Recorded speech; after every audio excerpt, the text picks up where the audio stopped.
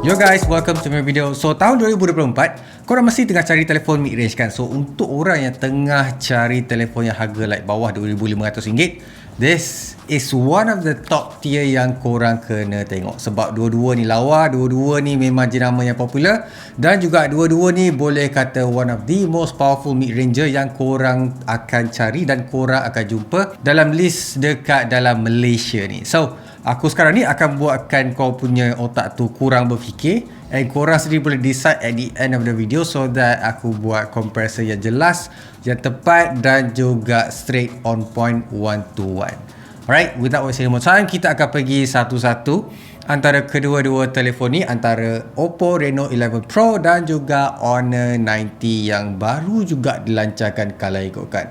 First thing first, kita nak cakap pasal dia punya screen dulu.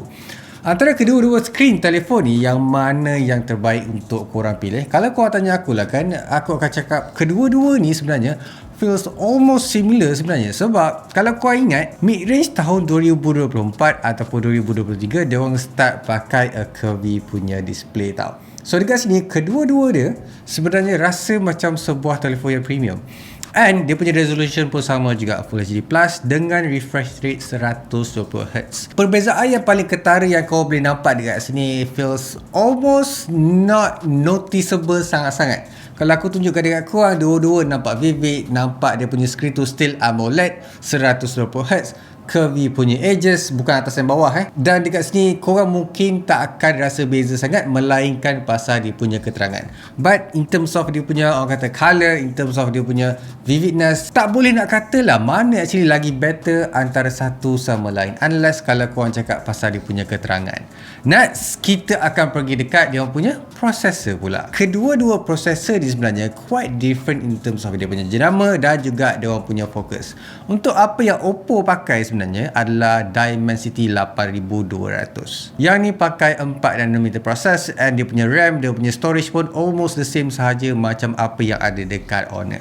So, dekat Honor dekat sini dia pakai processor daripada Snapdragon, that is 7 Gen 1. Dekat sini juga dia pakai 4nm process, and dia akan ada setup RAM yang almost same dan juga storage yang almost the same juga. Pemenangnya dekat sini, aku akan cakap processor ni korang takkan rasa sangat unless kalau korang pergi dekat dia orang punya operating system.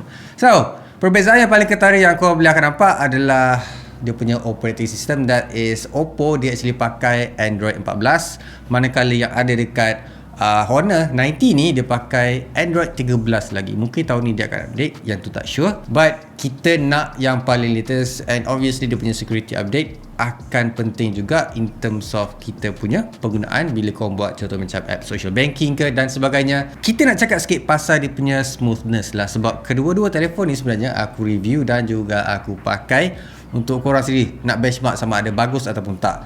In my opinion lah kan, Honor ni memang bagus dah, dan Oppo pun kalau kan dia tak ada lacking sangat dah. Most of the task yang aku buat sebenarnya adalah obviously social media, tangkap gambar, rakam video, and akan front and back guna antara apps. Yelah, biasalah aku buat kerja contohnya macam buat typing dan sebagainya.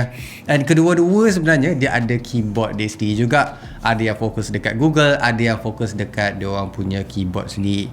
So untuk in terms of performance dekat situ, dua-dua telefon ni sebenarnya feels almost similar sahaja, and korang tak akan menyesal pilih antara satu. In terms of dia punya UI pula, Honor ni dia lebih kepada dia ada custom dia sendiri in terms of dia punya UI. Tapi apa yang Oppo buat sebenarnya dia lebih kepada nak follow stock Android kalau ikutkan. Sebab kau boleh nampak dia punya setting tu macam bigger, ada quick setting yang orang kata simple dan juga straight to the point.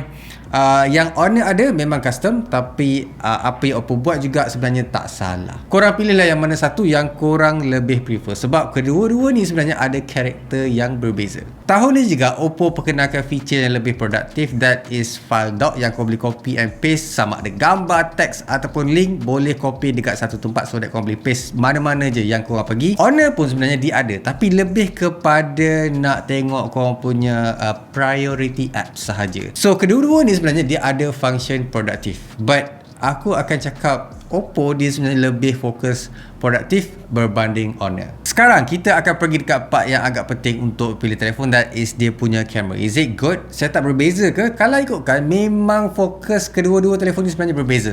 Sebab yang ada dekat Oppo ni dia lebih sikit sebab dia ada telefoto. Untuk setup yang ada dekat Oppo Reno 11 Pro dekat sini adalah dia pakai 50 megapixel as a main sensor dia, dan juga dia ada telefoto 32 megapixel, dan juga dia orang punya ultra wide tu boleh pergi 8 megapixel. Manakala yang ada dekat Honor ni dia pakai 200 megapixel. Besar kan? And then dia ada 12 megapixel untuk ultra wide, 2 megapixel. So, korang nampak dekat sini dia punya camera is a bit different setup kan. Fokus dia memang berbeza. Sebab apa yang Honor fikir, megapixel yang besar always better. Manakala apa yang Oppo bagi, sensor yang berbeza memainkan peranan yang penting. So, in terms of photography wise lah kan, Oppo sebenarnya dia dapat bagi apa yang aku nak. Even though kalau ikutkan 50 megapixel tu tak tinggi sangat and tak rendah pun sebenarnya.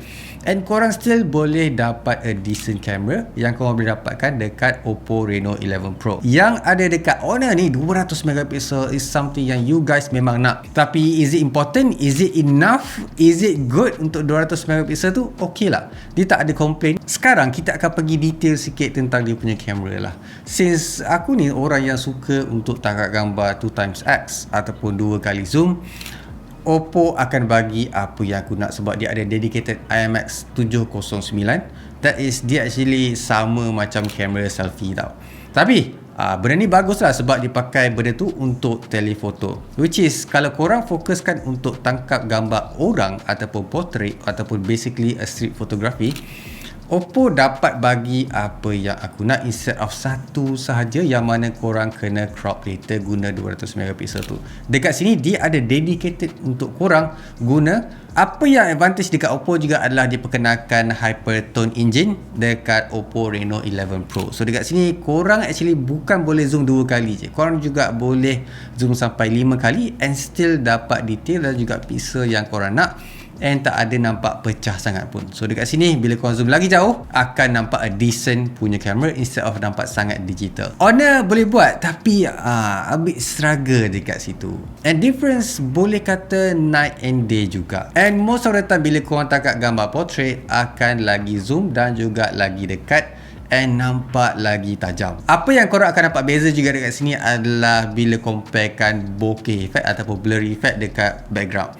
Sebab subjek tu akan a bit tak tentu kan, kadang-kadang ada rambut lah. Dekat sini boleh nampak dan juga detail apa yang Oppo buat berbanding dengan Honor. Sebab kita nak crop agak makan pixel kan bila buat macam tu. So dekat sini Oppo dapat handle that thing well, dan juga boleh nampak aku punya jambang, aku punya mata and aku punya flaw dekat skin tu. And even bila comparekan antara color pun, aku lagi prefer skin tone yang betul, skin tone yang tak over dan juga skin tone yang tak buatkan aku nampak pelik. So dekat sini aku akan cakap Oppo dapat bagi a preserve skin tone, manakala apa yang Honor buat ialah obviously buatkan korang punya kulit, korang punya colour, korang punya background lagi vivid, and ramai orang suka. Bukan salah, tapi most of the time aku lagi prefer a real tone punya colour. Oppo juga sebenarnya dia guna juga software-software tu untuk apply dekat dia punya front camera. Sebab dekat sini juga ramai orang sebenarnya tangkap gambar selfie. Bila korang tangkap gambar selfie guna portrait mode tu, cut out untuk foreground dan juga background akan nampak a bit nicer lah,